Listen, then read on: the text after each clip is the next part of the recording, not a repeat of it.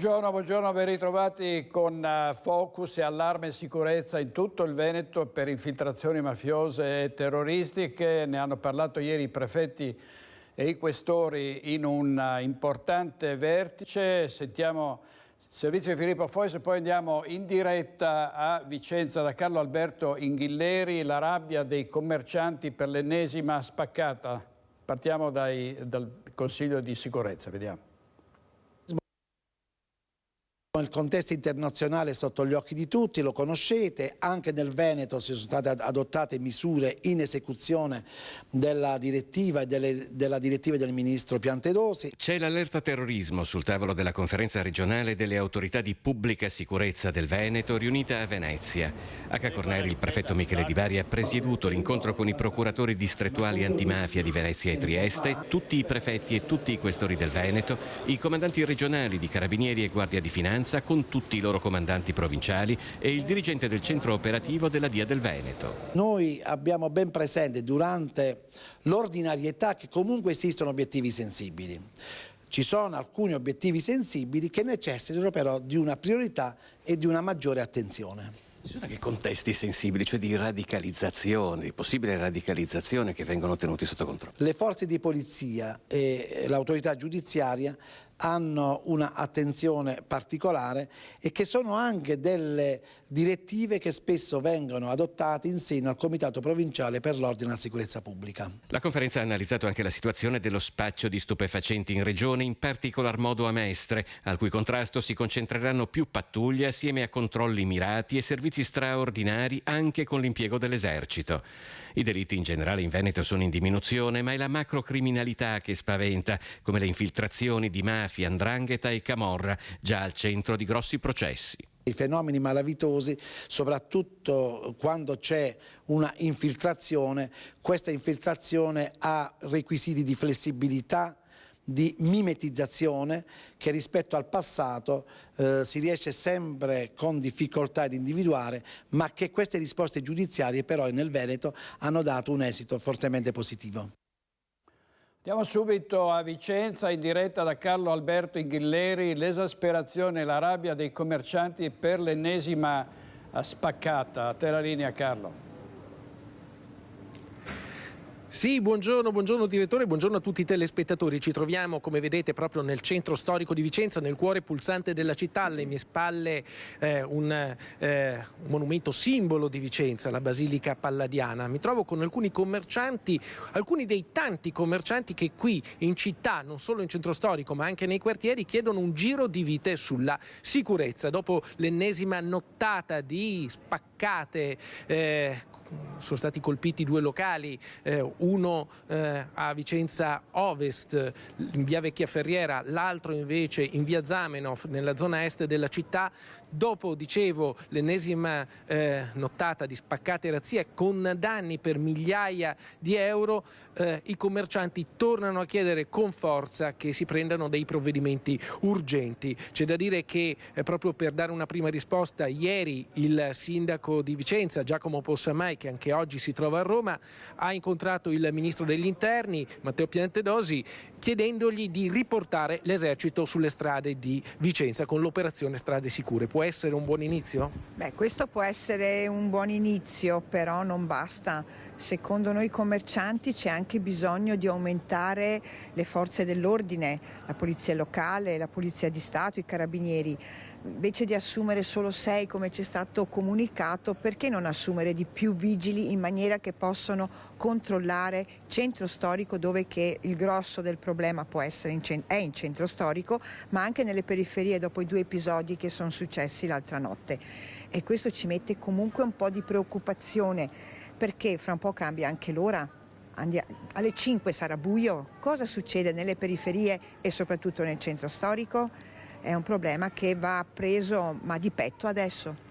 Un problema che va preso di petto. C'è da dire che proprio lunedì, all'inizio di questa settimana, si è tenuto un consiglio comunale la sera dedicato alla sicurezza. Tra i provvedimenti che sono stati proposti anche un finanziamento proprio con soldi comunali per supportare le forze dell'ordine con dei vigilantes, con delle guardie private. Assolutamente sì, qualcosa di serio bisogna assolutamente fare, perché in questo momento il centro sta diventando molto pericoloso, perché come hai detto tu non passa notte, non passa giornata che non ci sia un'aggressione, una rapina, insomma, qualcosa che va a disturbare la quiete della gente. Quindi bisogna assolutamente cercare in qualche modo, potenziando sulle forze dell'ordine, però io direi anche una cosa in più, che dovrebbe anche cercare, è come fermare un fiume alla foce, dobbiamo cercare anche tutte queste persone che sono in giro. Cioè se non sono in regola vanno rispedite immediatamente al loro paese, cioè non possiamo più accettare gente che non sia neanche in regola e vengono presi e messi in carcere, liberati il giorno dopo. È una beffa persino per quelli della polizia, per le forze dell'ordine. Cioè bisogna anche anticiparlo il problema, cioè pensare di risolverlo aumentando i carabinieri, i vigili. Certo, è una bella cosa e lo chiediamo proprio, però io vorrei fare anche un passo indietro e cercare appunto di selezionare le persone. Noi abbiamo bisogno di manodopera assolutamente, però abbiamo bisogno delle persone che contribuiscono alla nostra economia. Di delinquenti non abbiamo bisogno, quindi i delinquenti vanno rispediti quanto prima al loro paese. Questo proprio per dire che certo che bisogna stare attenti, bisogna fare qualcosa in più, aumentare i vigili, aumentare la polizia, però vorrei anche che il problema fosse preso un po' più alla radice, io credo, altrimenti non si risolve. Avete sentito che cosa ci dicono questi commercianti? Il problema va preso di petto, il problema va affrontato alla radice, anche perché c'è una escalation non solo di furti e rapine, ma anche di degrado con accattonaggio molesto. Per esempio questa commerciante che nella sua attività, lei fabbrica bandiere, giusto? Ecco, è stata testimone, anzi è stata protagonista purtroppo di un atteggiamento molesto da parte di un accattone, ma come ce ne sono tanti, sono piccoli episodi che però le gocce poi fanno il mare, no? Certo, certamente.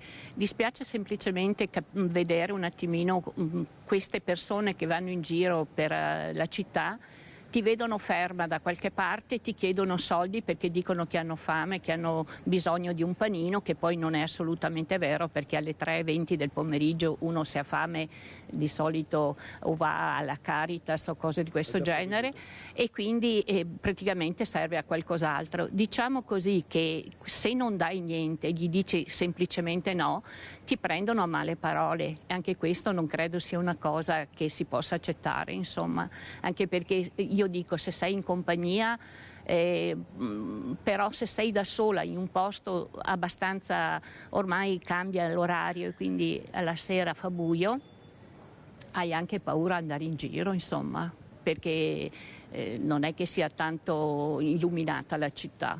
Ecco, quindi io chiederei che ci fosse più controllo, che ci fossero più persone che girano, vigili e cose di questo genere per evitare che succedano queste cose, insomma. Certo. Bene, Potenziarlo in questo momento è assolutamente urgente. L'urgenza, questa alle 7:30 della sera quando chiudiamo negozio, per arrivare anche ai parcheggi qui vicino, e qua mi pare che tutti abbiamo la macchina a 1 chilometro di distanza, eccetera. Ma c'è da aver paura, cioè non possiamo tutte le sere stare attenti a come si esce, cercare con qualcuno, cioè è una cosa da Far West. Quindi ben vengano nuovi vigili, poliziotti e così, però bisogna arrivare a qualcosa che di immediato non si può più rimandare ancora questo problema, è un problema urgente. Bene, io la ringrazio tutti quanti. Grazie. Vedete, sono commercianti del centro storico di Vicenza, hanno attività diverse, chi vende bandiere, chi invece vende abbigliamento, tessuti, chi ha un locale, eppure tutti sono accomunati dallo stesso problema e praticamente con una sola voce chiedono interventi urgenti di affrontare il problema alla radice. Ecco, qui come vedete che cosa succede? Grazie. sei apparso, hai avuto il tuo momento di notorietà. Che cosa succede? Grazie. Succede che c'è degrado, che c'è gente che si comporta male. Ti puoi spostare, per favore? Allora, avete visto, questo lo state vedendo in diretta. Siamo in diretta, non stai facendo bella figura.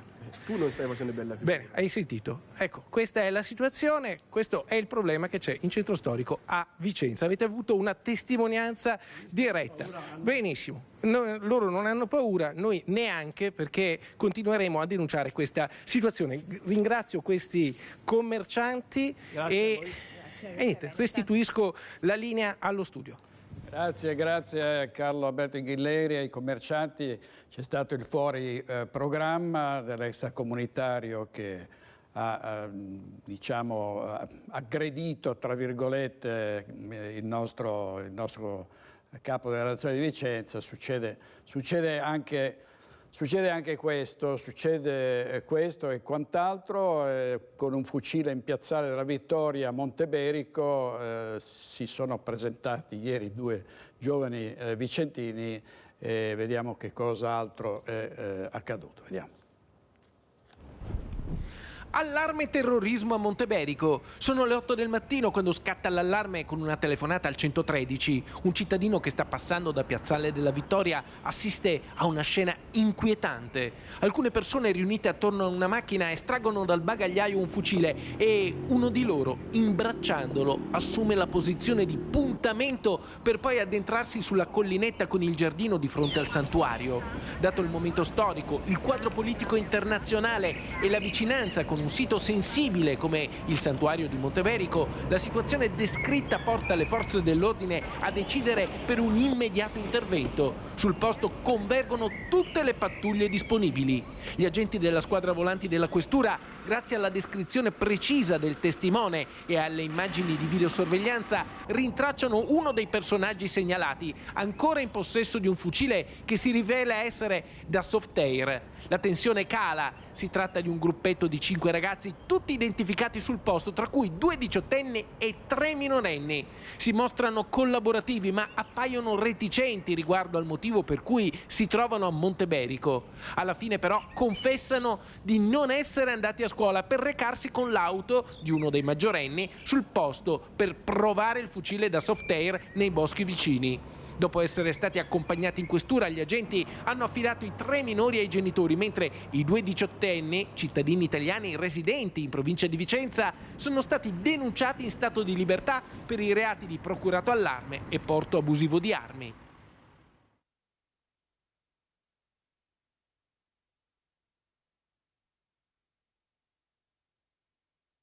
Centino, 2 patenti ritirate, è stato sanzionato un locale pubblico dove è stato trovato un lavoro che non era stato assunto regolarmente. Ci sono controlli ad ampio raggio su tanti versanti, ma come vediamo purtroppo i reati non diminuiscono. Vediamo. Schio, identificate 90 persone, controllati 46 veicoli ed alcuni esercizi pubblici. È il bilancio dell'ultimo servizio di controllo notturno del territorio nell'Alto Vicentino dei Carabinieri per prevenire reati lungo le principali arterie stradali e unitamente al personale del nucleo di ispettorato del lavoro anche il rispetto delle normative in alcuni locali. Ad Isola Vicentina infatti un esercizio pubblico è stato sanzionato amministrativamente per oltre 7.000 euro perché uno dei dipendenti non era stato assunto regolarmente. Ad Arsiero un giovane è stato denunciato per il possesso di una modica quantità di hashish, di un bilancino di precisione e nella sua abitazione i militari hanno rivenuto anche materiale per il confezionamento di dosi di stupefacente. A Malo e a Valdastico a 2 automobilisti è stata ritirata la patente perché trovati alla guida con un tasso alcolemico rispettivamente di 0,77 e 1,44 grammi litro. Denunciati infine 2 giovani a Schio e a Malo perché trovati in possesso di un tirapugni e 2 coltelli. Andiamo in diretta adesso da Ilaria Marchiori a Mestre, dopo la tragedia dell'autobus precipitato dal cavalcavia. Oggi la perizia, il sopralluogo del super perito. Diamo subito la linea a Ilaria Marchiori, a te. Buongiorno direttore, buongiorno ai nostri telespettatori. Come vedete ci troviamo qui lungo rampa Vempa perché non è stato permesso alla stampa di salire sul cavalcavia.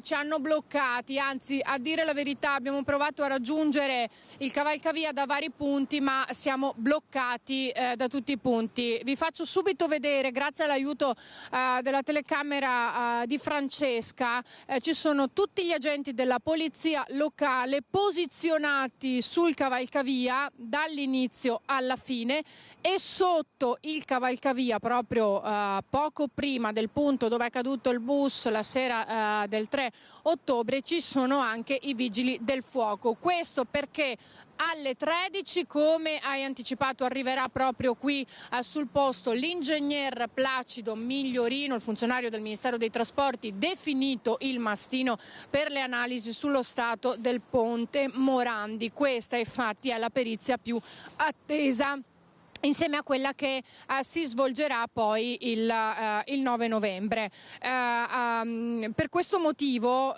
dalle 13 alle 16 sarà proprio interdetto il traffico sul cavalcavia superiore di Mestre e Marghera, dunque quello in cui adesso stiamo vedendo passare i mezzi, però appunto tra poco alle 13 sarà interdetto. I veicoli provenienti da Venezia quindi non potranno percorrerlo per recarsi a Marghera o raggiungere la tangenziale. Infatti, come vedete, le indicazioni lì sono state sbarrate proprio perché gli automobilisti non commettano l'errore di andare appunto verso la zona di tangenziale e autostrade ovviamente che raggiungeranno attraverso una deviazione. La polizia locale consiglia dunque a chi proviene da Venezia ed è diretto in quella zona lì di percorrere il cavalcavia di San Giuliano e proseguire poi per le rotonde contigue. Vi assicuro che però in questo momento è tutto completamente blindato per attendere l'arrivo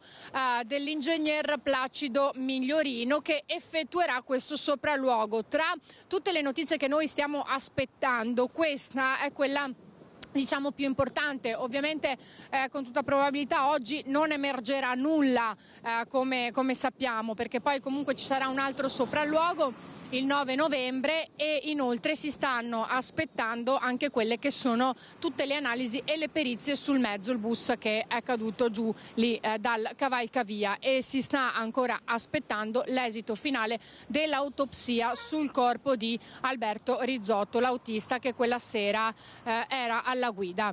Queste per il momento le notizie qui da Mestre. Vi abbiamo fatto vedere tutta la situazione. Vi ripeto che non è possibile raggiungere il cavalcavia in nessun modo perché è completamente blindato, per cui il sopralluogo noi saremo costretti a seguirlo da qui. Grazie Ilaria, grazie molte. Richiedici la linea non appena tu dovessi avere altre novità o altre testimonianze. Intanto restiamo sull'autobus di Mestre perché, come sapete, Ilaria Marchiori ha intervistato in esclusiva un autista che ha parlato di delle difficoltà che incontrano gli autisti nello sterzare su questi bus elettrici, e quindi c'è stato un test che in parte conferma questi sospetti. Vediamo. Presenta delle anomalie magari sullo sterzo, ovvero nel girare non è come un mezzo a gasolio che quindi ha un'ampia sterzata, si fa fatica. Basta vedere le strade di oggi che ci sono a Mestre, tipo ad Asseggiano, no? Pensate a un 47H elettrico che fa fatica a sterzare in quella rotonda, mentre un mezzo a gasolio riesce meglio a eseguire la manovra.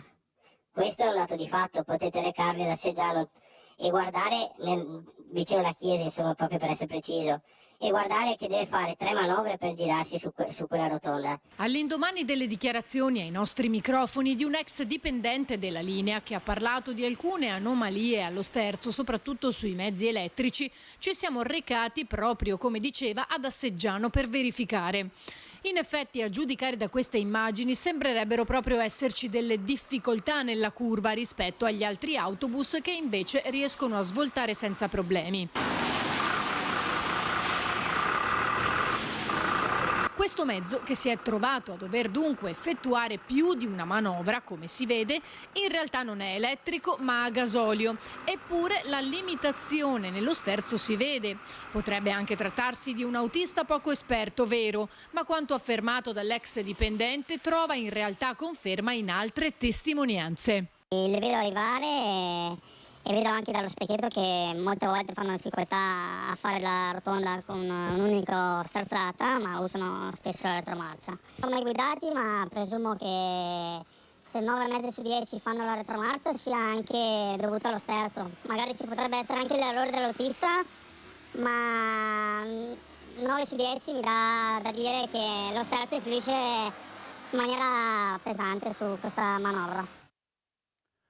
Adesso andiamo subito in diretta da Edi Kaliman perché è stato attivato il bacino di laminazione per il torrente del Muson dei Sassi. Sentiamo subito in diretta Edi Kaliman, che dovrebbe essere con l'assessore alla protezione civile Giampaolo Bottacina. A te. Esatto, direttore, buongiorno ai telespettatori. Come hai detto bene, ci troviamo a Castelfranco, a pochi passi dalla scuola Nightingale, dove si sta concludendo un progetto voluto e appunto un'iniziativa della protezione civile, un progetto Scuola Sicura, un progetto che ha visto coinvolti i ragazzi della scuola su prove di evacuazione. Ci facciamo spiegare in breve questo progetto dall'assessore regionale alla protezione civile, che è nostra compagnia, Giampaolo Bottacin. Ci racconti questo progetto e poi passiamo all'argomento che insomma oggi è notizia, questa entrata in funzione delle casse di laminazione sul Muson. Ma intanto ci racconti questo progetto, vediamo dietro di noi anche l'elicottero del SU 118. Sì, è un progetto che nasce qualche anno fa dal nostro assessorato. L'obiettivo è quello di coinvolgere i ragazzi nella modalità di affrontare il rischio, coinvolgendoli appunto, rendendoli protagonisti di una prova di evacuazione. Poi simuliamo situazioni diverse, può esserci l'incendio, può esserci il terremoto e così via, coinvolgendo anche tutti i soccorritori in modo che capiscano anche quanto complesso è il sistema dei soccorsi in questo paese, che è un'eccellenza a livello mondiale, e con l'auspicio e la speranza anche che magari qualcuno si appassioni e poi possa diventare un domani un soccorritore o come professionista o come volontario a sua volta. Direi che è un'iniziativa che sta riscuotendo un buon successo. Noi facciamo 7 appuntamenti in primavera, 7 appuntamenti in autunno, quindi uno per provincia in primavera, uno per provincia in autunno, e continueremo ancora in questa direzione perché vediamo che anche i dirigenti scolastici apprezzano l'iniziativa. Impegno quindi della protezione civile anche a 5 anni in questi giorni dalla tempesta Vaia, piogge intense quelle di questi giorni anche su tutta la Marca, che appunto ieri hanno visto salire il Muson a ben 2,30 metri, che hanno fatto attivare le casse di espansione, che sono un progetto, mi raccontava poco fa Assessore, che va avanti da molto tempo e solo ieri sono state messe in azione. Ma sono state messe in azione perché noi in Veneto abbiamo i fiumi, i principali corsi d'acqua, sostanzialmente quasi tutti hanno un regime torrentizio. Cosa vuol dire? Che passano da una portata bassa a una portata molto alta con rischio di esondazione in pochissimo tempo. Ieri è stato il caso del Muson. Anche sul Muson, come in moltissimi altri corsi d'acqua, abbiamo avviato degli interventi, quindi delle casse di espansione, che sono dei parcheggi temporanei per l'acqua che appunto hanno lo scopo di trattenere temporaneamente le piene affinché non vadano a allagare i centri abitati che stanno a valle rispetto a dove vengono costruite queste opere. Ieri è stato il caso appunto della cassa di laminazione sul Muson dei Sassi. Oggi siamo a Castelfranco, qui oggi siamo all'asciutto grazie al fatto che è stata realizzata questa cassa di laminazione. Ecco perché noi ne abbiamo ipotizzate, alcune sono già pienamente operative, ma ne abbiamo ipotizzate complessivamente 23 in Veneto e vogliamo arrivare a completarle tutte quante. L'obiettivo è garantire l'incolumità pubblica prima di qualsiasi altra cosa. Prima volta dell'entrata in funzione di queste casse, un progetto questo che da quanti anni va avanti? Sì, siamo partiti da qualche anno, abbiamo avuto tutta una serie di problematiche, come è normale che sia, perché a volte quando ci si impegna a fare questo tipo di opere che occupano un territorio abbastanza vasto, troviamo degli inconvenienti che possono essere discariche abusive che poi vengono bonificate, oppure come in questo caso ritrovamenti archeologici che ci impongono di fare delle varianti in corso d'opera, di scavare letteralmente a mano, e quindi questo diventa ovviamente complicato perché fa aumentare i tempi, però insomma oggi è pienamente funzionante, abbiamo visto l'efficacia, l'abbiamo sperimentata, siamo qui in un prato, siamo all'asciutto, quindi vuol dire che funzionano queste opere. Direttore, noi da Castelfranco, se non hai domande ti restituirei la linea. Grazie molte, non ho domande e complimenti però all'assessore Bottacin per tutto il lavoro che ha fatto con la Regione, perché questo territorio così duramente colpito dalle calamità, e basti ricordare Vaia ma molte altre come le alluvioni del 2010 e 2012, è stato messo in sicurezza. Pensate per esempio al bacino di laminazione di Caldogno che sta proteggendo Vicenza, e pensate agli effetti importanti del bacino di laminazione sul Muson dei Sassi, mentre si sta ancora parlando delle Grave di Ciano, perché lì dovrebbe esserci un'altra struttura che protegge i residenti, gli abitanti in pericolo in caso di alluvioni dalla furia del Piave, ma ci sono resistenze, problemi, sindaci che non ne vogliono sentir parlare e invece si deve intervenire in questo modo. Vediamo le polemiche su un'altra vicenda, che è quella della pista da bob. Ieri una riunione a Milano con Giovanni Malagò e tutti coloro che stanno occupandosi dei Giochi invernali del 2026, e Malagò, che si era subito opposto alla pista di bob, aveva detto per primo che il governo avrebbe detto di no, ieri ha proposto a Zaia, al posto del bob, di insediare le gare giovanili del 28 proprio per surrogare la mancanza della pista da bob. Il governatore aveva chiesto che tutto lo sci alpino a questo punto venisse trasferito a Cortina d'Ampezzo. La risposta è stata ancora negativa, e quindi c'è uno scontro tra il governatore Zaia e il presidente del CONI, che certo non è foriero di previsioni positive. Vediamo comunque il servizio che avevamo dato ieri prima che ci fosse questo incontro. Vediamo. Cesana Torinese, Cortina d'Ampezzo, queste le due ipotesi tornate sul tavolo a poche ore dall'incontro del CDA della Fondazione Milano Cortina previsto per oggi a Milano, anticipato da un vertice politico in cui erano presenti entrambi i presidenti di regione, Luca Zaia, Attilio Fontana, e i sindaci Giuseppe Sala e Gianluca Lorenzi. Un incontro che non ha dato al territorio le risposte che aspettava. Restano le due ipotesi sul tavolo, ma poco trapela. C'è stato un ampio confronto, si legge in una nota diffusa dalla Fondazione, volto alla condivisione di tutte le tematiche e all'avvio di un percorso di approfondimento che si completerà nei tempi già condivisi con il Comitato Olimpico Internazionale. Nella nota si legge anche che l'incontro è servito ad avviare i lavori per aggiungere il Veneto alla candidatura di Lombardia e Trentino ai prossimi Giochi Olimpici giovanili invernali del 2028. Coincidenza vuole però che nelle stesse ore la deputata Luana Zanella presentasse questo esposto alla Corte dei Conti per fare chiarezza su quanti soldi pubblici siano già stati spesi e sul perché sia stato impiegato tanto tempo. A Cortina per la rimozione della vecchia pista sono già stati spesi 3.800.000 euro. Ieri nel tardo pomeriggio un lancio d'agenzia faceva sapere che il progetto per Cesana prevede un investimento di 33,8 milioni ed un anno di tempo per i lavori, una cifra decisamente inferiore a quella prospettata per l'adeguamento della pista di Cortina. Ma dalla regina delle Dolomiti la Confcommercio inizia a fare la voce grossa. Ritengo comunque che se ci viene tolto qualcosa perlomeno ci venga ricompensato in qualche altra maniera. Il territorio si aspetta questo, abbiamo fatto grandi sacrifici, quindi andiamo con intelligenza a operare sapendo che ci sono degli operatori economici, i miei associati, che hanno speso tempo, risorse per questa grande manifestazione. Non lasciamoli soli.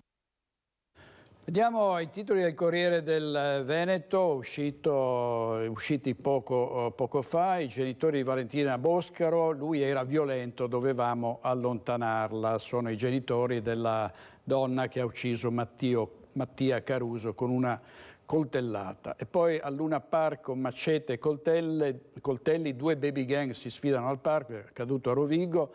Brumotti, l'inviato di Striscia, la notizia, aggredito dai pusher a Mestre. E poi spilla €500.000 a 2 donne, noi sedotte, truffate dal finto manager. Fine vita, i vescovi del Triveneto contro il suicidio assistito, pratica inaccettabile, è uno degli argomenti di cui parleremo stasera a Focus alle 21:15.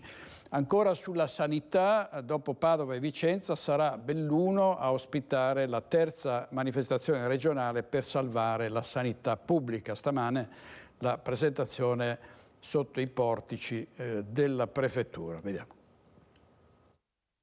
La sanità deve rimanere pubblica, gratuita e universale, è il grido corale che si ribadirà a gran voce alla manifestazione regionale organizzata da Covesap, nella quale sfileranno a Belluno dalle 14:30 di sabato 28 ottobre assieme alla popolazione decine di enti tra associazioni, sindacati, partiti e professionisti sanitari per opporsi alle dilaganti inadempienze del sistema sanitario pubblico.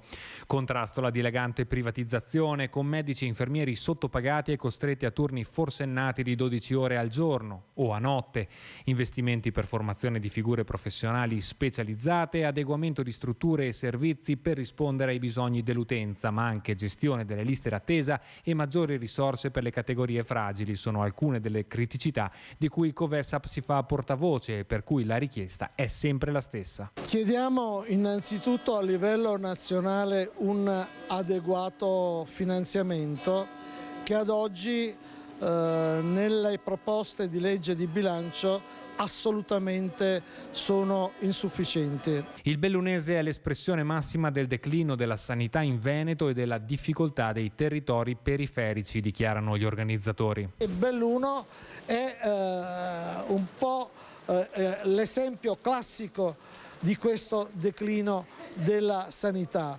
Scarso finanziamento, non riconoscimento della specificità montana e quindi soprattutto anche una fuga generalizzata dei medici ospedalieri, dei medici di medicina generale, ma anche degli infermieri professionali. Il ritrovo alle 14:30 al piazzale della stazione per il corteo che terminerà in Piazza del Duomo tra numerosi interventi e testimonianze dirette.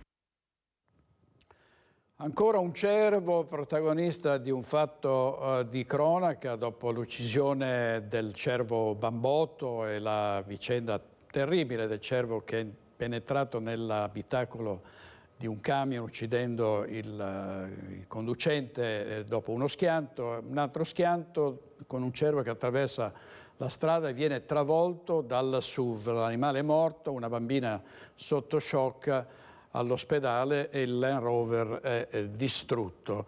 Sanità Veneta, i voti ai direttori delle USL, tutti promossi, Iovi in testa, azienda zero ultima. Sono classifiche che riguardano la sanità e ancora troppi inquinanti cancerogeni per colpa dei caminetti. Grazie alla Regione Friuli Venezia Giulia si sostituiranno quasi gratis. Andiamo a Gaglio per il Bomba Day di domani, è tutto pronto, sentiamo le ultime notizie da Monica Smiderle. Saranno gli artificieri del Comando 8° Reggimento Genio Guastatori Paracadutisti Folgore di Legnago ad effettuare domani le operazioni di rimozione, trasporto e poi di distruzione dell'ordigno bellico che si trova ancora conficcato in uno dei muri perimetrali dell'abitazione della famiglia di Riccardo Baù a Stoccareddo. Il trentenne, che ha perso la vita lo scorso 1° giugno a seguito dell'esplosione di un'altra bomba che si trovava inserita sempre nella struttura della casa. Saranno circa 12 artificieri che si alterneranno di mezz'ora in mezz'ora e lavorando proprio fronte a fronte con l'ordigno, l'operazione prevede con un martello e uno scalpello a 50 cm di distanza creare un raggio di circonferenza per bucare il muro ed estrarre l'ordigno con questo pezzo di muro tutto intorno. Gli artificieri inizieranno alle 8, le operazioni di rimozione qualificate complesse per la tipologia di ordigno e la posizione entro la muratura e dovrebbero terminare intorno alle 16. Il piano di sgombero prevede l'evacuazione di tutti coloro che vivono nel raggio di 400 metri dall'ordigno, in totale 349 persone. Per l'intera giornata nel municipio di Gaglio sarà istituito il Centro Coordinamento Soccorsi, coordinato appunto dalla Prefettura di Vicenza. È il classico torpedo Bettica che veniva usato per diciamo prevalentemente far breccia sui reticolati oppure sulle grotte per allargare i passaggi e quindi penetrare all'interno delle grotte dove c'erano ovviamente i soldati nemici. Quindi una bomba diciamo, che fa i suoi danni, ovviamente è pericolosa, tant'è vero che ha già creato purtroppo un morto a Stoccaredo e quindi l'attenzione deve essere massima e io e tutti noi un pensiero lo rivolgiamo per questo motivo ai ragazzi artificieri che appunto domani si cimenteranno in questa delicatissima operazione. Una volta rimosso, l'ordigno sarà posizionato su un automezzo dell'esercito italiano che lo trasporterà fino all'area di Cava Caberlaba per il brillamento. Sì, in una cava dismessa del Caberlaba già e spesso usata dagli artificieri per far brillare tutti gli ordigni che si trovano ancora oggi qui in altopiano. Oggi tregua del maltempo in Veneto, ieri ci sono state intense precipitazioni, vediamo la mappa del meteoradar, vedete che sul nord Italia non ci sono nuvole, non ci sono precipitazioni, c'è questo fronte nuvoloso a nord che arriverà sul nostro paese nelle prossime ore. Domani ci sarà ancora maltempo, sono previste altre piogge. Ieri però ci sono stati danni un po' ovunque, precipitazioni intensissime, soprattutto nel Bassanese. Vediamo. Lo spauracchio per i bassanesi? Il piovedì, ovvero un giorno qualsiasi di pioggia. Già, perché quando piove la città va in apnea, come se non bastasse il traffico e la viabilità da bollino nero che continuano a paralizzare Bassano. Anche oggi fuoriuscite di acqua dai tombini in ghisa, garage sommersi, caditoie non pulite con l'acqua che non filtra e allaga le strade. A Rossano Veneto problemi puntualmente risolti su via Mottinello con una musina dalla quale zampillava acqua. A Romano de Zelino qualche disagio all'altezza del sottopasso della statale 47 in zona centrale di San Giacomo e a sud del municipio. La maggior parte delle segnalazioni legate al fatto che le foglie che stanno cadendo diventano in breve tempo tappi per le griglie e i tombini. E questo era il servizio di Alex Giuliano e adesso andiamo nella Marca Trevigiana perché c'è stata una raffica di incidenti, il servizio della nostra redazione di Treviso con Lina Paronetto. Ha investito 2 pedoni lungo via Bassanese senza fermarsi a prestare soccorso. È caccia all'autopirata a Montebelluna dove poco prima delle 3 del mattino la vettura ha investito le 2 persone che camminavano lungo la strada, già teatro pochi giorni fa del terribile schianto tra un furgone e una corriera MOM con 2 vittime. Vigili del fuoco e carabinieri hanno eseguito i rilievi del caso per individuare il conducente della vettura. Si è trattato di uno dei numerosi incidenti accaduti in realtà nella notte nella Marca, con 7 feriti complessivi tra Casier, Altivole, Treviso e appunto Montebelluna in 4 distinti sinistri. In via Orioli a Casier un'auto è finita fuori strada rovesciandosi su un fianco, feriti il conducente e un passeggero. In via Mure ad Altivole altri 2 feriti nello scontro tra 2 mezzi, uno dei quali è finito fuori strada. Infine a Porta Calvi a Treviso a tarda ora una donna ha perso il controllo della vettura finendo contro un albero e rimanendo ferita. Servizio di Lina Paronetto, andiamo subito da Padova in diretta perché c'è una protesta dei residenti di una zona in cui sono previsti pannelli fotovoltaici che i residenti considerano pericolosi perché troppo vicini alle case. A te la linea, Federico.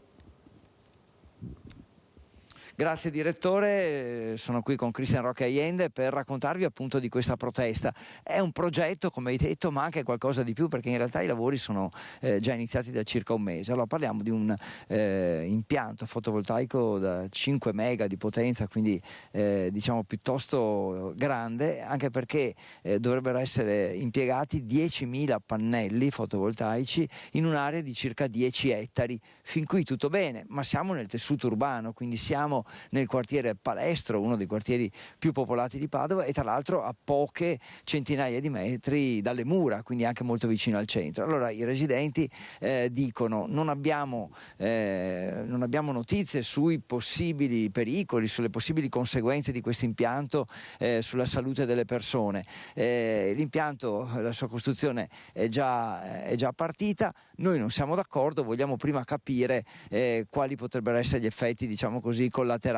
Hanno fatto una sorta di studio, ci sono anche dei ricercatori nel comitato che si è creato, e questo studio dice che è l'impianto di questo tipo in città più grande d'Europa, quindi a maggior ragione non sanno che cosa potrebbe succedere. Chiedono al comune, che non è proprietario dell'area, ma chiedono comunque al comune di interessarsi e fare degli studi, chiedono a Rete Ferroviaria Italiana di fermare i lavori in attesa di avere queste notizie, quindi sono insomma abbastanza agguerriti su quello che potrebbe essere il futuro di questo impianto, che in realtà loro in questo momento non vogliono. Andiamo a sentire proprio le loro voci, che insomma spiegano anche bene qual è la situazione e cosa vorrebbero. Noi siamo venuti a sapere a fine settembre, con quello che è stato l'avvio degli abbattimenti di alcuni alberi, del progetto di Ferrovie dello Stato di costruire un parco fotovoltaico a terra di 5 megawatt nell'area alle nostre spalle, che è l'area di Campo Marte. Quello che noi chiediamo è che certamente quest'area venga riqualificata. Siamo in un quartiere in cui il verde scarseggia, abbiamo 3,8 metri quadri per abitante nel quartiere Palestro di verde pubblico, a fronte dei 15 previsti da normativa regionale, quindi quello che noi chiediamo è che si metta da parte il progetto del fotovoltaico e che venga realizzato un parco urbano, anche per mitigare quella che è un'isola di calore che alle nostre spalle è uno dei punti più caldi del quartiere. Come mai sono iniziati i lavori prima della effettiva esecutività dell'opera? Secondo il Comune, che attività ha messo in atto per il controllo del territorio, visto che se sono iniziati dei lavori non autorizzati, fuori dai tempi, se succede a uno di noi veniamo perseguiti? Terzo, se il progetto presentato da Ferrovie è completo di tutte le analisi sia ambientali sia della salute, relativamente alla salute pubblica della cosa. Il Comune, già poste queste domande 20 giorni fa con mail, non ha mai dato risposta. Vorremmo che il Comune valutasse l'impatto effettivo dell'impianto, poiché si tratta di un impianto fotovoltaico molto grosso all'interno del tessuto urbano e, da nostra conoscenza, non esiste uno in Europa. Allora sentiremo anche il Comune cosa risponderà su questo. Tra l'altro è importante anche l'aspetto del calore, nel senso che questo impianto potrebbe innalzare ulteriormente la temperatura in quella zona, una temperatura già alta. Secondo il Comitato i lavori sono partiti prima del previsto e prima anche del dovuto. Cosa succederà adesso? I residenti sono pronti ad appoggiarsi ad avvocati per bloccare l'impianto, la costruzione dell'impianto. Questo è un po' il loro obiettivo, e quindi già nei prossimi giorni ci saranno i legali del Comitato che entreranno in azione. Per il momento direi che è tutto, poi comunque aggiorneremo i nostri telespettatori su questa vicenda. A te, direttore. Grazie molto, Federico. Ora invece vi facciamo sentire, sempre a Padova, le voci degli ambulanti delle piazze del centro storico, che hanno contattato la nostra redazione per segnalarci un problema nato dopo l'attivazione della nuova ZTL, la zona a traffico limitato. Le multe che hanno ricevuto sono state cancellate, ma devono pagare comunque le spese di notifica dei verbali inviati dagli uffici comunali. Sentiamo Valentina Visentini. Quanto deve pagare di spese di notifica? Circa 180 euro a fronte delle spese di notifica di 16 multe complessive. Sandra, ambulante di Piazza dei Signori, è una delle tante che ha ricevuto le multe per essere uscita dalla ZTL, multe inviate da settembre, quando è entrato ufficialmente in funzione anche il varco di uscita previsto dalla nuova ZTL del centro storico. Le sanzioni sono state annullate, ma gli ambulanti devono comunque pagare le spese di notifica. Le somme in alcuni casi superano le centinaia di euro, come racconta anche Islam, che ha il banco in Piazza della Frutta. Tu devi pagare anche questi 6 multa di notifica, quindi mi hai dato una cifra 111 qualcosa da pagare. Mi sono tanto arrabbiato. Gli ambulanti delle piazze hanno raccontato tutto a Wanda Pellizzari, ex consigliera comunale. Il loro desiderio di fare una segnalazione, perché non sono assolutamente disposti a pagare nessun tipo di notifica per qualcosa che non spetta loro di pagare. L'ufficio della ZTL è aperto al martedì mattina. Hanno degli orari. Cioè noi dobbiamo chiudere il banco non dobbiamo lavorare. Gli ambulanti da sempre hanno un permesso di uscita dalla ZTL secondo una fascia oraria, ma questa volta è successo qualcosa. Dobbiamo inviare una mail alla zona blu indicando l'uscita straordinaria, indicando il numero di targa del mezzo per maltempo oppure per motivi familiari, per qualsiasi cosa. Ma l'inghippo, che le sanzioni che sono arrivate non sono arrivate per uscite straordinarie, sono arrivate per le uscite nell'orario consentito, e questo è grave. Loro specificano, non sono contrari alla ZTL, ma chiedono che venga risolto al più presto l'inghippo delle targhe e che non siano costretti a pagare le spese di notifica delle multe emesse per errore. Non possono mandare multe anche se te sei nel giusto. Vai là, ogni volta devi andare a parlare, sì, siete nel giusto, ve la togliamo. Però intanto dovete pagare le notifiche. Allora arrivano 15, 20 multe, devono pagare 200-300 euro di notifica anche se sono nel giusto. E proseguono a Padova i lavori per la piattaforma di corsa del tram nei cantieri SIR 3, quelli che passano davanti all'ospedale. Sentiamo ancora la nostra redazione padovana. La nuova linea del tram che collegherà la stazione al quartiere di Volta Barozzo diventa sempre più visibile. Nei giorni scorsi sono stati realizzati i rilevati su cui verranno poi posate le piattaforme fino all'incrocio con l'Argine Sabionari in corrispondenza del futuro nuovo ponte.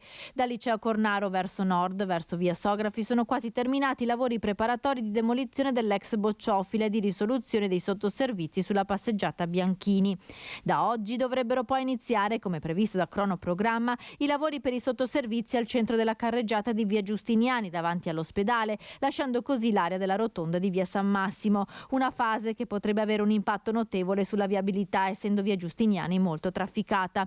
Entro l'anno, una volta terminati tutti i sottoservizi, inizieremo anche con gli interventi di realizzazione della piattaforma su strada, ha detto l'assessore alla mobilità Andrea Aragona. Come previsto nella fase di scavo sono stati individuati alcuni reperti archeologici, tra cui una muratura risalente all'epoca romana.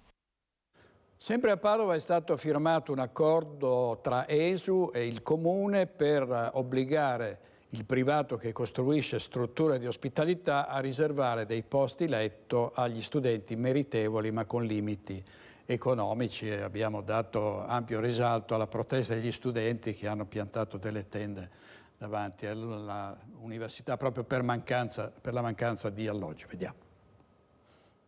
Altri posti letto in arrivo per gli studenti, in particolare per quelli capaci e meritevoli anche se privi di mezzi, ovvero quegli studenti che hanno medie di voti alte ma non possono permettersi una sistemazione ai prezzi di mercato.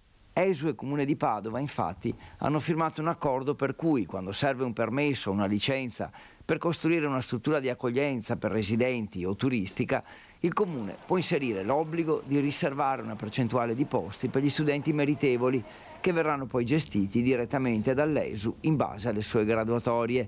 Un esempio, il 10% dei posti per le residenze che prevedono oltre 350 posti, il 5% sotto i 250 posti. Per l'ESU è doveroso che chi in questo momento sta investendo nelle residenze universitarie a Padova venga chiamato a contribuire al sostegno di studenti e famiglie che non hanno grandi disponibilità economiche. Questo protocollo, tra l'altro, è il primo esempio di collaborazione di questo tipo tra un'amministrazione locale e l'ente per il diritto allo studio. Ieri è uscita la bozza della manovra varata dal governo Meloni con molti dettagli in più rispetto alle prime notizie che erano arrivate, e quindi abbiamo parlato e abbiamo chiesto agli ospiti se davvero poi alla fine si tratta di una manovra che aiuta le famiglie e le imprese. Tra gli ospiti c'era l'europarlamentare della Lega Gian Antonio D'Alè. Sentiamo cosa ha detto tra l'altro.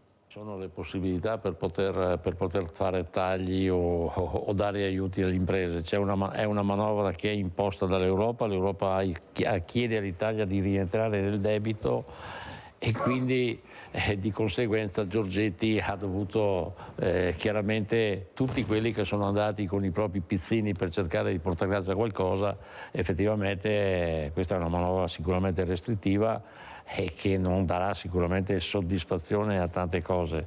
L'Europa chiede il rientro dei debiti e lo chiede in maniera molto pesante e molto forte, soprattutto perché siamo il paese più indebitato dopo la Grecia e quindi questo poi sui dettagli attendiamo domani o comunque per capire effettivamente dove si andrà a incidere.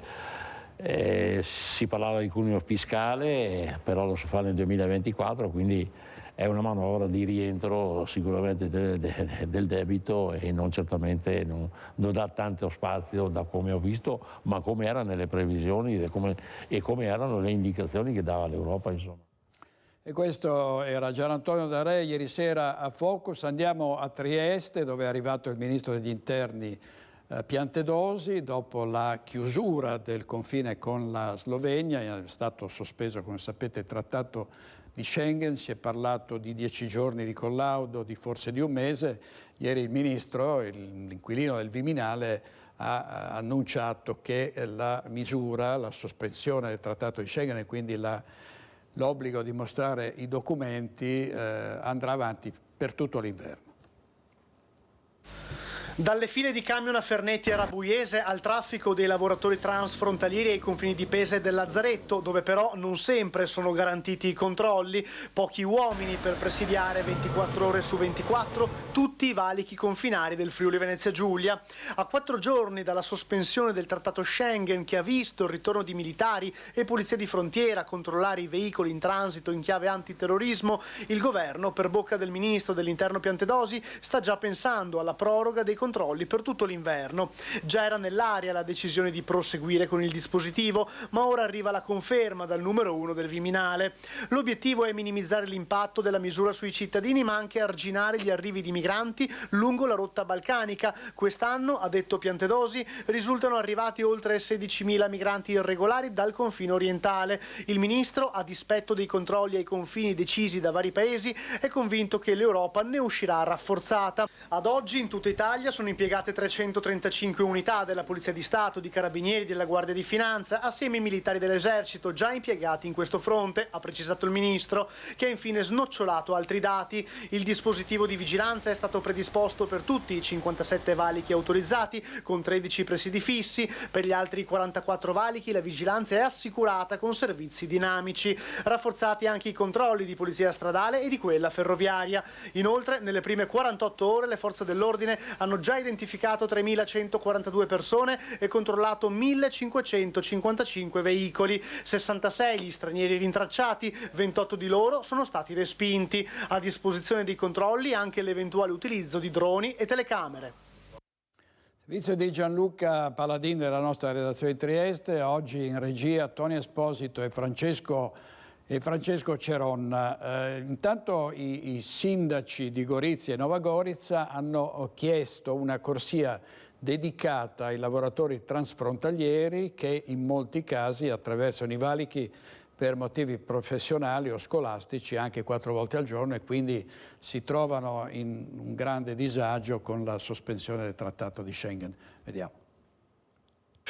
Ovvio che la preoccupazione c'è da parte mia e da parte del collega Samu Turel, sindaco di Nova Gorizia, perché come è arcinoto tantissimi sono coloro che vivono da una parte del confine e lavorano, studiano dall'altra parte del confine, che perciò sono loro costretti, malgrado tutto, sono costretti ad attraversare 1, 2, 3, anche 4 volte al giorno il confine. Ecco perché il mio appello nei confronti del ministro Piantedosi per istituire davvero una corsia privilegiata per tutto quel traffico sia di merci che di persone che è legato strettamente alla frontiera e strettamente al confine.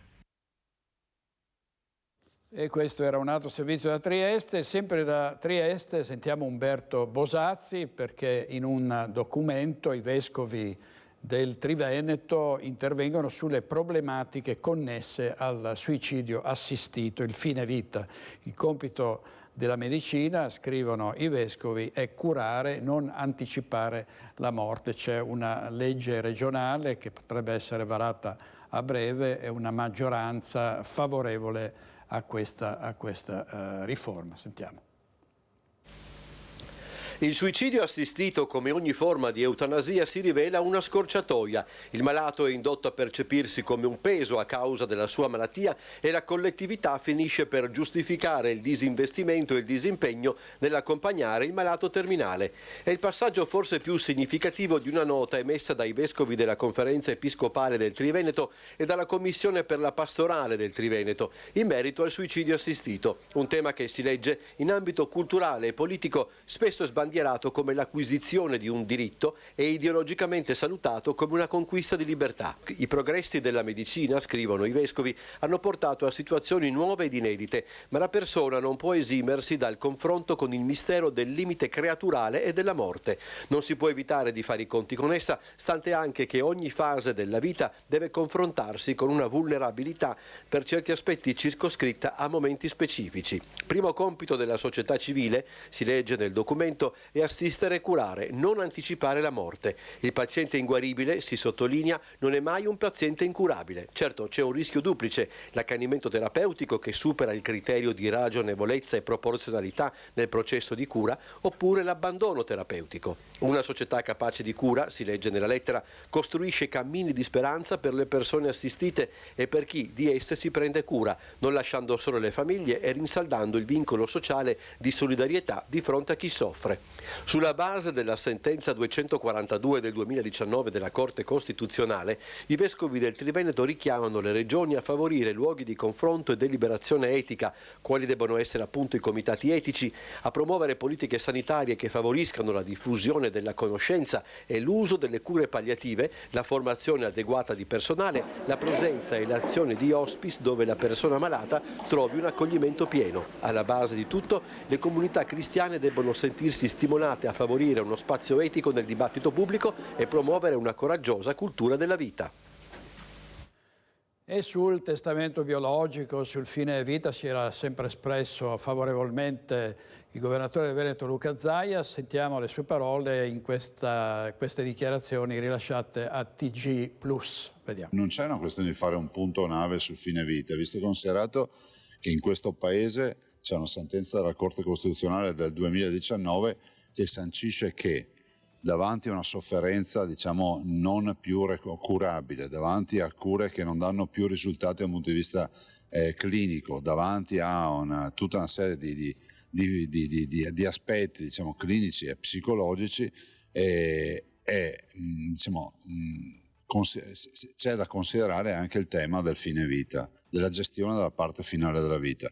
Io penso che un paese civile si debba adottare una legge come questa. Non si tratta di promuovere fine vita o non promuoverlo. Io ho il massimo rispetto di tutti, ma è altrettanto vero, noi siamo sotto i riflettori perché già abbiamo avuto 2 casi di autorizzazione, non ultima la signora Gloria di qualche mese fa. Ecco, è altrettanto vero che i cittadini che vogliono gestire, diciamo, i malati terminali che vogliono gestire il loro fine vita non possono farlo con una sentenza della Corte Costituzionale, ma dovrebbero farlo con una legge.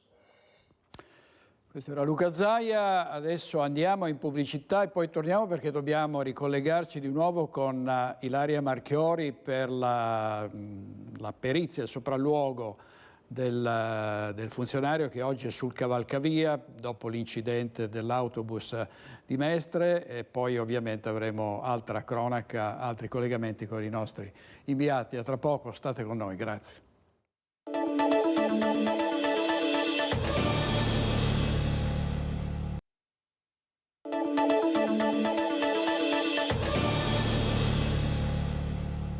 Andiamo subito a Romano Dezzelino per la cronaca di un crollo annunciato. Sentiamo il servizio di Vanessa Banzato.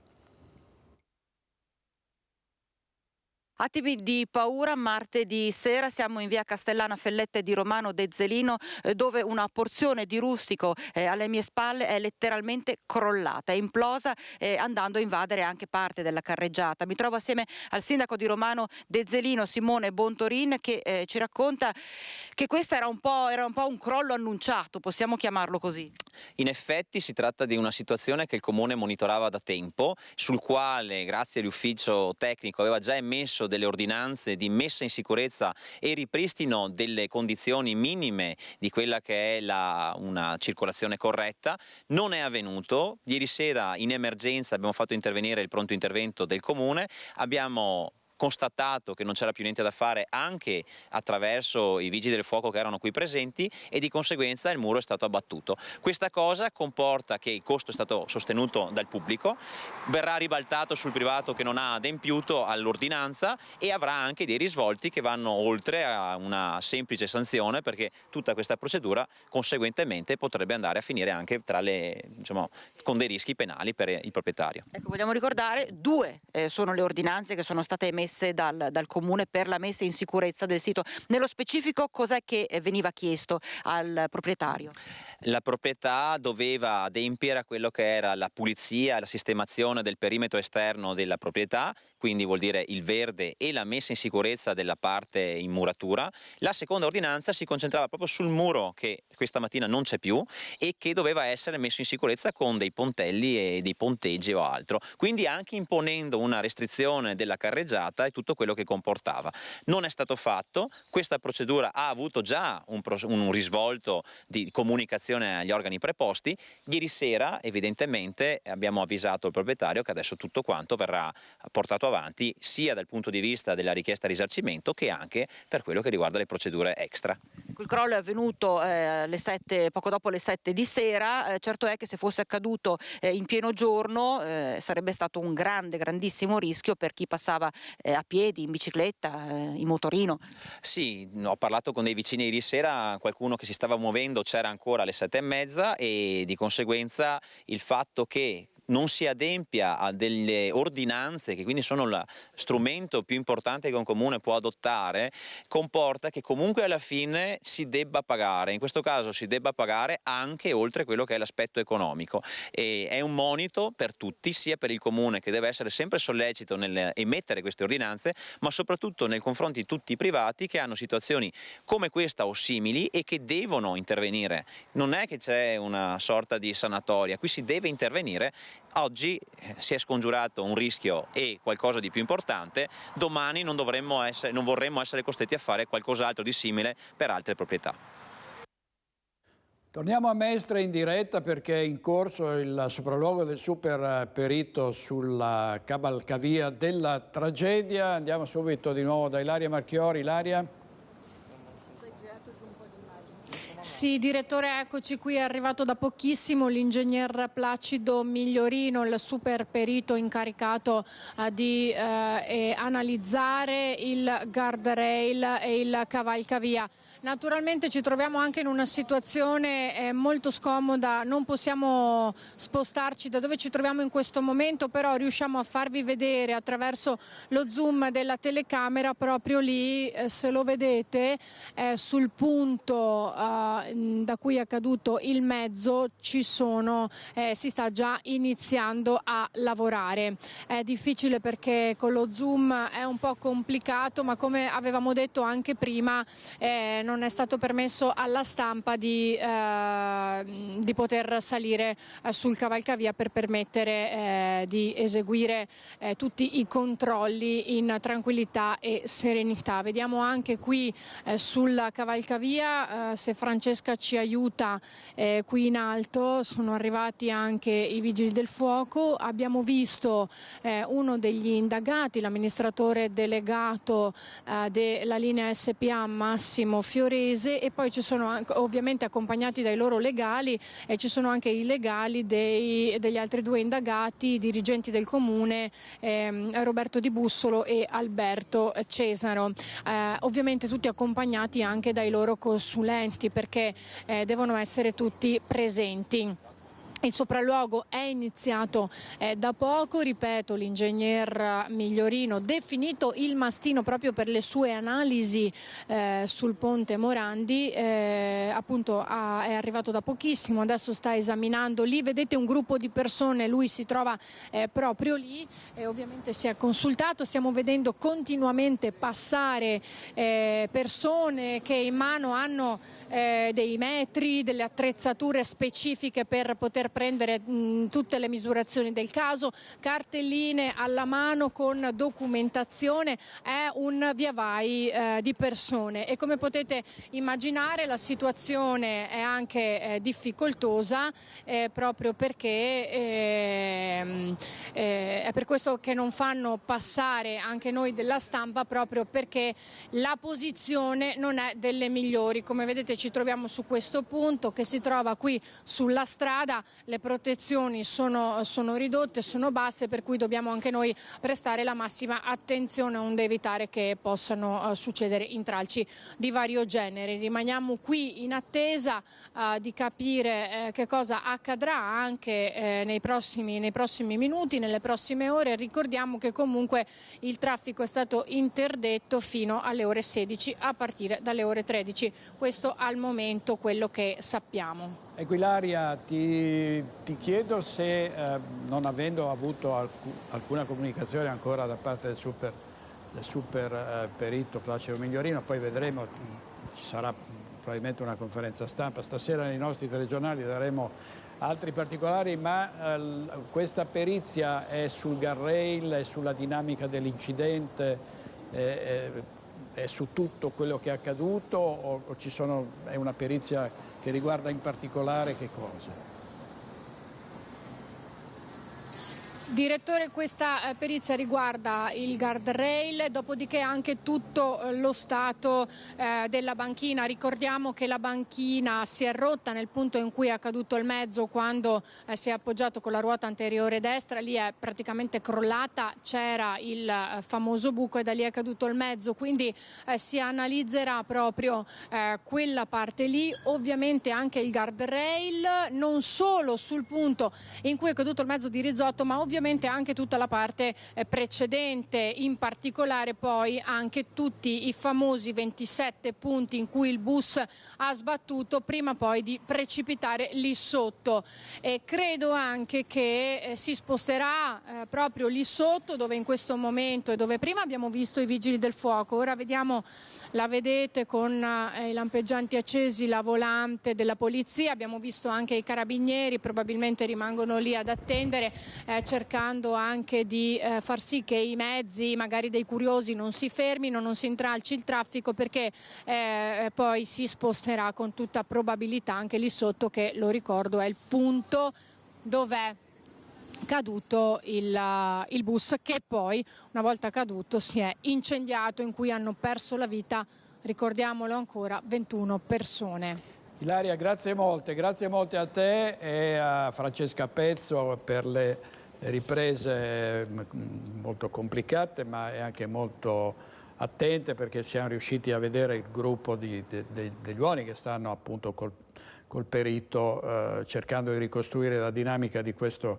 incidente in tutti i dettagli. Andiamo avanti con la cronaca. C'è stata una rapina intorno alle 20 l'altra sera in un parcheggio alla periferia di Monselice, nella Bassa Padovana, nei pressi del casello autostradale. Vittima una 45enne che dopo aver chiuso la sua attività stava andando all'auto per rientrare a casa. 2 banditi l'hanno affrontata e le hanno strappato la borsa contenente qualche migliaio di euro. I 2 a volto coperto sarebbero fuggiti a bordo di una Ford Fiesta parcheggiata poco distante e sul posto sono arrivati i carabinieri.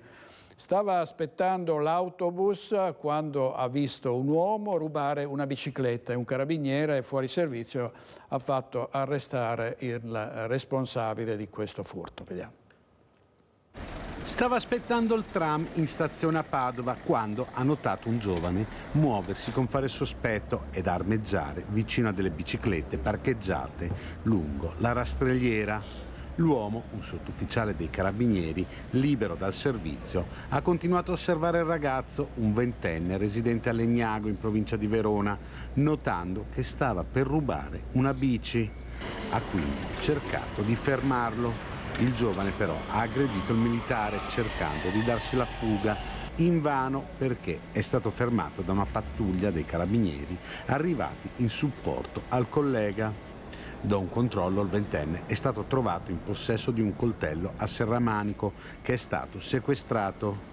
Il ragazzo è stato quindi denunciato per resistenza a pubblico ufficiale e possesso ingiustificato di oggetti atti ad offendere.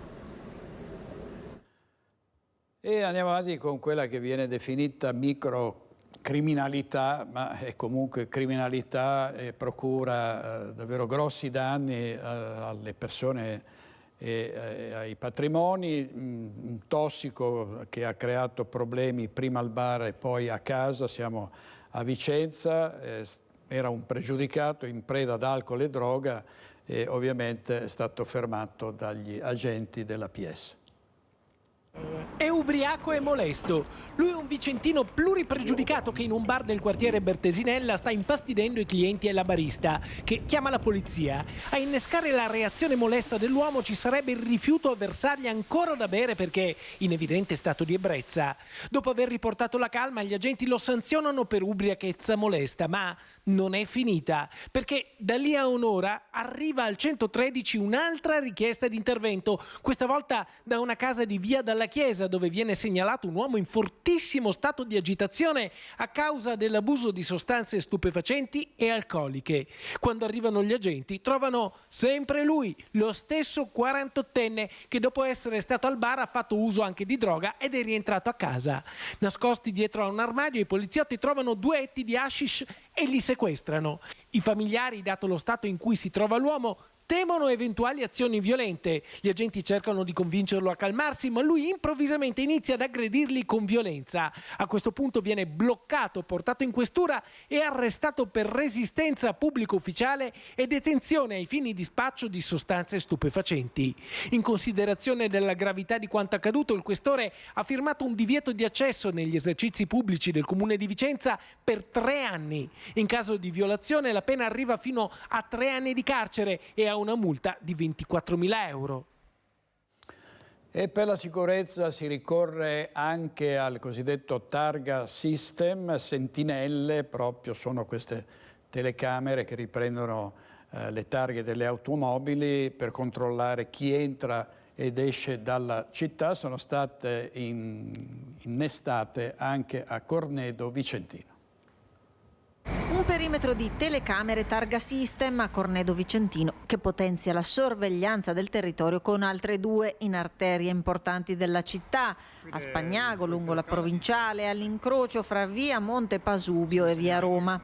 Ogni veicolo che entra nel territorio comunale è così registrato dal server della polizia locale. Sono monitorati dai 10 ai 15.000 veicoli al giorno. Telecamere sentinella volte ad individuare i mezzi scoperti di assicurazione che hanno la funzione di tracciare il passaggio di veicoli attenzionati dalle forze dell'ordine come auto rubate o in fuga dopo aver commesso reati. Continua in questo momento storico gli investimenti in termini di sicurezza. Questo è l'ultimo che abbiamo eseguito, è una telecamera di contesto di ultima generazione che vede a 360 gradi e ha una funzione ben precisa. Partiamo dal concetto che tutto il territorio comunale è perimetrato da telecamere targa system ad alta definizione, cioè telecamere che leggono la targa, che individuano i veicoli non assicurati, non revisionati o i veicoli anche attenzionati dalle forze di polizia. Una volta entrati nel nostro territorio, le forze di polizia hanno necessità di capire gli spostamenti di questi veicoli. Ecco che le telecamere ad alta definizione posti in crocevia viabilistici importanti permettono una maggiore sicurezza del territorio e un maggior controllo. I ladri in azione a Cordignano e un po' dappertutto. C'è stato un raid in 7 case con un bottino cospicuo fra contanti e gioielli. In una abitazione i ladri hanno scardinato la cassaforte dalla parete, i residenti hanno paura e chiedono maggiori controlli. Che so io, hanno fatto 6-7 furti. Raffica di furti a Cordignano. Nel fine settimana una banda di ladri ha colpito nella frazione Villa di Villa, dove i ladri si sono introdotti in almeno 7 abitazioni. In meno di un'ora i malviventi hanno visitato 2 villette e 2 appartamenti nei pressi di via General Cantore. Qui in una villetta sono entrati mentre padre e figlia stavano guardando la televisione. I loro rumori hanno però mandato all'aria il colpo. Sorpresi dall'uomo e dalla giovane, hanno preferito scappare. Erano in 2, vestiti di scuro e con le torce. Dicono che erano 2 ragazzi, sì, vestiti bene, sono scappati dietro l'osteria. Prima di questo faccia a faccia, i ladri avevano già rubato dei gioielli nella villa di fronte, approfittando dell'assenza della famiglia. Nel condominio vicino erano riusciti ad entrare in 2 appartamenti al piano terra e al primo piano. Quasi negli stessi minuti i ladri hanno visitato anche 3 case nei pressi di via Ermada. Nella casa di un poliziotto in pensione sono persino riusciti a rubare una cassaforte scardinandola dal muro con un piccone rubato da una casa vicino. Che ha sfondato tutti, che ha portato via skate di 50.000 euro. Una banda ben organizzata che ha colpito in più punti. Per i residenti si erano separati le zone da razziare nello stesso istante. Secondo me sì. Io in 4. E la sua era in 2. Una macchina nera e una bianca. E una bianca. 15 giorni prima, forse la stessa banda aveva effettuato un raid a Cordignano, bottino fra contanti e gioielli per migliaia di euro. Si sospetta che gli stessi malviventi abbiano commesso furti simili a Godega, Bibano e Pianzano nei giorni precedenti. I residenti di Cordignano chiedono maggiori controlli. Più gente che ci aiuti un po', che venga a vedere, a controllare. Come si vive così? Si vive male, perché adesso stai sempre lì con la paura. Servizio di Lucio Zanatto e ieri evacuazione del Tribunale di Treviso per il solito falso allarme sulla presenza di un ordigno. Alle 11 in tribunale esploderà una bomba. Ha pronunciato solamente queste parole al telefono la voce di uomo che poco dopo le 10 ha chiamato la centrale operativa della Questura di Treviso annunciando nel Palazzo di Giustizia di Via Verdi un ordigno. All'ingresso in un paio di minuti si è presentata una volante della polizia. Gli agenti hanno comunicato l'ordine di immediato sgombero dell'edificio in cui, come ogni martedì, le aule sia del penale che del civile erano affollate per le udienze in calendario. Tra dipendenti, magistrati, avvocati, privati cittadini sono state evacuate oltre 200 persone con tutti i disagi legati alla sospensione dell'attività giudiziaria e all'uscita all'aperto per un tempo indefinito sotto la pioggia battente. Sul posto nel frattempo sono arrivati anche carabinieri, polizia locale e vigili del fuoco e fatti intervenire gli artificieri della Polizia di Stato da Venezia. Nell'arco di circa 2 ore l'intero edificio è stato bonificato e l'allarme è rientrato. Non sono stati rinvenuti né borse né pacchi sospetti, la cui introduzione nel palazzo sarebbe comunque resa difficile dalla presenza all'ingresso del metal detector. Un ampio dispiegamento di forze che ha consentito alle 12:30 di far rientrare i tanti che hanno pazientemente atteso all'esterno. Avevamo circa 3 squadre intervenute sul posto, più l'apparato funzionario per la gestione della sicurezza e del soccorso eventuale. Noi siamo sempre in supporto. Le indagini proseguiranno ora da parte della Questura per cercare di individuare l'autore della chiamata, un mitomane o, come già accaduto in passato, qualcuno che voleva far saltare un'udienza fissata per la mattinata. Servizio di Lina Paronetto, abbiamo aperto questa edizione di Focus TG con l'esasperazione dei commercianti di Vicenza dopo l'ennesima spaccata, chiedono maggiori controlli. Tra l'altro c'è stato anche un fuori programma, mentre parlava Carlo Inghilleri è arrivato uno straniero che gli ha intimato di fermarsi, ha cercato di disturbare il nostro collegamento in diretta e Carlo Inghilleri educatamente lo ha allontanato. Tutto questo per dire che il problema della sicurezza a Vicenza è davvero un grosso problema e il sindaco Giacomo Possamai ieri è andato a trovare il ministro degli interni Piantedosi per chiedere più controlli, più uomini e più mezzi per mettere al sicuro la città. Questa mattina ho incontrato a Roma il ministro Piantedosi. Il sindaco di Vicenza a Roma dal ministro dell'interno. Obiettivo: chiedere il ritorno dell'esercito sulle strade della città. Gli avevamo scritto nelle scorse settimane per chiedere l'invio anche a Vicenza di una parte del contingente destinato all'operazione Strade Sicure. Il contingente dell'esercito che dal 2017 al 2022 era presente anche a Vicenza nella zona di Campomarzo, presidiando l'area e sgravando le forze dell'ordine dal controllo di quella zona della città. I vicentini chiedono risposte. Rapine, furti, sporcizia, bivacchi. C'è un'escalation della criminalità. E la questione è finita dritta in Consiglio Comunale, dove il centrodestra ha chiesto all'amministrazione soluzioni concrete. Abbiamo portato a casa delle risposte concrete nell'interesse dei residenti e lo abbiamo fatto a partire da dei presidi di cautela e di vigilanza nei parcheggi più sensibili della nostra città, Park Matteotti, Park Verdi, Park Fogazzaro e il parcheggio dell'ospedale. Abbiamo chiesto un rafforzamento intenso delle telecamere in città e una videosorveglianza integrata tra forze dell'ordine, commercianti e residenti. A passare all'unanimità anche la proposta firmata da Raffaele Colombara della lista per una grande Vicenza. Di affiancare le forze di polizia locale, le forze di pubblica sicurezza in questo momento in cui c'è una carenza di organici, degli agenti di vigilanza privati, in modo che il territorio risulti maggiormente presidiato. In questo momento c'è bisogno che l'amministrazione faccia vedere la sua presenza sul territorio vicino ai cittadini. Vigilantes che agiranno a stretto contatto e a supporto delle forze dell'ordine. La sperimentazione è previsto che parta con dei fondi comunali entro la fine dell'anno nei quartieri a più alta tensione sociale. Servono risposte concrete. Ecco perché oggi, dopo il Consiglio Comunale di ieri sera, il sindaco è subito volato a Roma, dove ha incontrato il ministro dell'interno Matteo Piantedosi per chiedere il ritorno dell'esercito sulle strade. Il ministro ha preso in considerazione la richiesta. Insieme a questa abbiamo anche chiesto di aumentare il numero di agenti delle forze dell'ordine sul territorio. Insomma, un incontro positivo con il ministro di centrodestra e su questo punto l'ex sindaco Francesco Rucco non può che ricordare che anche lui aveva chiesto un incontro col ministro dell'interno, ma del governo precedente. Il sindaco va dal ministro dell'interno Piantedosi, che molto cortesemente lo accoglie e apre le porte, a differenza di quello che aveva fatto ad esempio con Vicenza il ministro Lamorgese in passato.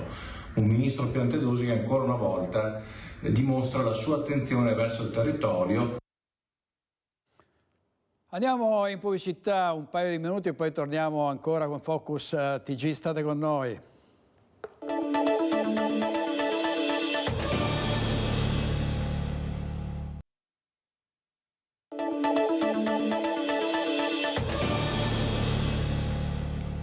Mosso in funzione questa mattina a Venezia a causa di una serie di alte maree molto sostenute, oltre i 110 centimetri che si susseguiranno fino a venerdì. Il bollettino dell'ufficio maree per oggi parla di un mare 110-115 centimetri. Grazie alle dighe mobili in città la marea potrebbe raggiungere un massimo di 85 centimetri e quindi niente di troppo grave. In serata invece un altro picco previsto di 110 alle 21:35. Domani invece sono previsti 130 centimetri alle 10 e 110 alle 22:15. Venerdì 27 sono previsti 140 centimetri alle ore 10:30 e 105 alle 22:15. 55. Avete visto anche il sindaco Brugnaro sul Mose, ma ricordiamo che prima che entrasse in azione il Mose, un'acqua alta a 130-140 voleva dire metà del centro storico allagato, quindi negozi, abitazioni a pian terreno piene d'acqua fino alla caviglia, quindi, e anche oltre, e quindi il Mose sta fortunatamente facendo il suo lavoro. In centinaia ieri a Mestre alla manifestazione per chiedere lo stop ai bombardamenti in Palestina e chiedere la pace a Gaza. Vediamo il servizio di Anna Maria Parisi. Stop War in Gaza, lo slogan con cui anche Mestre si è mobilitata per chiedere lo stop alla guerra a Gaza in solidarietà alla causa palestinese e contro la barbarie di Hamas. Il presidio davanti a Piazzetta Coin a Mestre, cui hanno preso parte ben 20 associazioni del territorio su iniziativa del centro sociale Rivolta di Marghera. Quanto sta accadendo ai palestinesi è un genocidio, frutto delle politiche di Israele di questi ultimi decenni, dicono. Per una pace giusta, perché sappiamo bene che l'ultimo giorno di occupazione sarà il primo giorno di pace e perché sappiamo bene che la prima cosa da fare è riportare giustizia in un territorio che da troppo tempo subisce questa occupazione. Il corteo di Mestre di lunedì 23 ottobre segue quello di Venezia di circa una settimana fa, quando diverse centinaia di persone hanno manifestato davanti alla stazione Santa Lucia come atto di vicinanza e unione, sempre per la popolazione della Palestina. Per questo siamo scesi in piazza per chiedere la fine dei bombardamenti su Gaza, la fine dell'avanzata militare israeliana e finalmente un processo di pace che riapra delle possibilità in Palestina e in Medio Oriente. Servizio Anna Maria Parisi, è stato presentato ieri un libro sul banchiere Ennio Doris nella sua tombola, un libro scritto dalla figlia Sara. A presentarlo c'era il direttore del giornale Alessandro Sallusti. Un incontro di famiglia nell'elegante giardino d'inverno sceglie la sua casa di Tombolo, Sara Doris, per presentare il libro dedicato al padre Ennio in un racconto intervista con il direttore del giornale Alessandro Sallusti. Ad ascoltarla la mamma Lina, autrice della postfazione, e il fratello Massimo che ha scritto la prefazione di Ennio mio padre. Sara e il padre sorridono nella foto di copertina, l'una accanto all'altro, lei appoggiata su di lui. Quando si è trattato di scegliere che cosa mettere nella copertina, sicuramente cercavo qualcosa che lasciasse trasparire senza troppe parole il legame che c'è assolutamente tra me e mio papà, ma non solo tra me e lui. Io sono una delle tante persone che lui ha amato, quindi io credo che in me si possano rispecchiare molte persone in quella foto. Un racconto nato da tanti racconti. Ennio Doris era un uomo di relazione, spiega Sara. Credo che questa sia la sua più grande eredità, quella che ci ha lasciato, quella di essere delle persone che amano le persone. Papà aveva proprio questo affetto sincero, non era un modo di essere per piacere agli altri, no, era proprio così, ed era un qualcosa che aveva ereditato proprio dalla famiglia, questo piacere di stare con le persone, di condividere quel poco che si aveva, perché poi arrivava da una famiglia sicuramente dove il contesto era abbastanza povero, però era una famiglia in cui si festeggiavano i compleanni. Per esempio, ho scoperto, chiacchierando con un suo amico delle elementari, diceva: a casa di tuo papà si festeggiavano i compleanni anche se non c'era niente, no? E questo la dice lunga sul modo di intendere le relazioni nella vita di Ennio Doris. Un'impronta indelebile quella lasciata dall'uomo. Questa è la prova vivente che un piccolo paesino come Tombolo può essere il centro del mondo. Il centro del mondo non solo per i successi che Ennio Doris ha avuto nella sua vita e per quello che ha lasciato, ma il centro del mondo nel senso che evidentemente qui da qualche parte ci sono degli ingredienti che permettono che partendo da Tombolo si scalino delle vette pazzesche. Un uomo a cui il comune pensa di dedicare la biblioteca con la sala della tecnologia perché, come ha ricordato il sindaco, lui era troppo legato al suo Veneto, lui si sentiva tombolano, padovano e veneto e dopo anche italiano, logicamente.